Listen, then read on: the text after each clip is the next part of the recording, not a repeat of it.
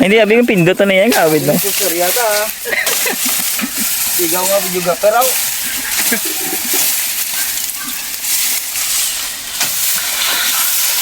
hindi nakapagsalduha ka rin. Huwag na sa mo. Ayaw cool! Ayaw cool!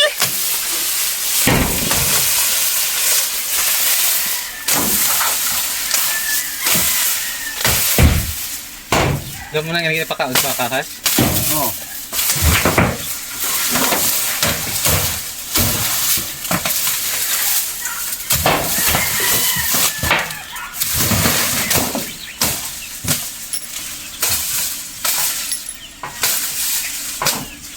Nagpunta ko, alam mo.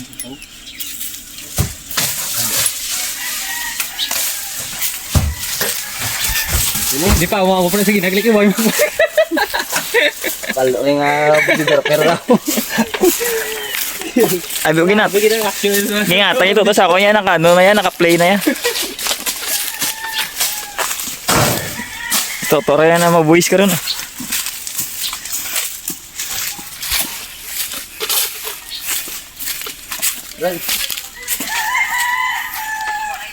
Pag ano na nay, pag sabihan ko muna yung ano, yung Ship. ship cook namin. Babalik na ako. Sige po nay. Maraming salamat po. Nay, papasok, pwede ako pumasok dito? Bibidyoan ko lang yung mga manok ni kuya. Yan, tirahin natin.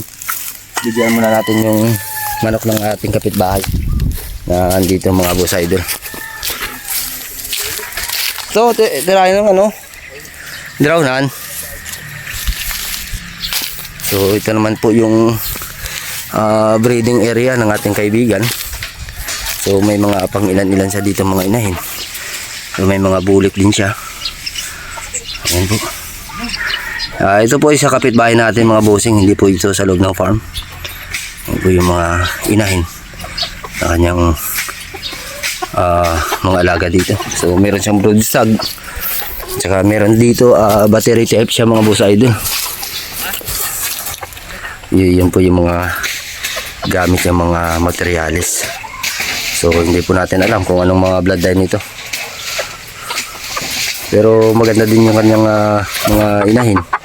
Yung pupula din yung mga mata ng kanyang inahin. So meron siya ditong dalawang broodstag. Yun po yung mga kanawayan siguro yun. Ito maganda din yung kanyang broodstag. Ito siguro ito winner na ito. Yan po yung kanyang broodstag mga bossing mga idol. Tsaka itong talisayan. Ayan po mga idol. Ito po yung kanyang mga gamit na broodstag. So tinanong ko dyan sa kanyang inay, wala siya dito. So nagpaalam tayo dun na papasok tayo dito. Siyempre kailangan nating magpaalam sa kanila para wala tayong magiging problema sa ating mga kapitbahay. So kung makikita nyo dito mga bossing, yan po yung loob ng ating farm. So yun po, ayan.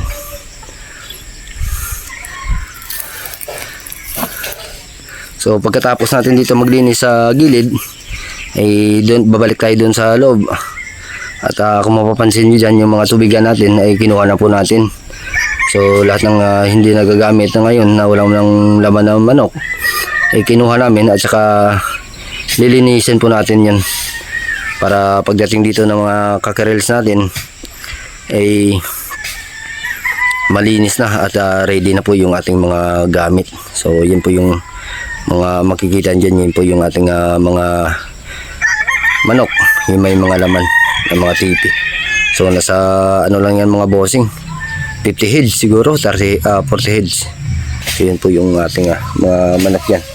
So dito sa kabila naman ito ay talahid na po mga bossing. So dun na part na yun ay dyan naman yung kaibigan natin na si paring Jason.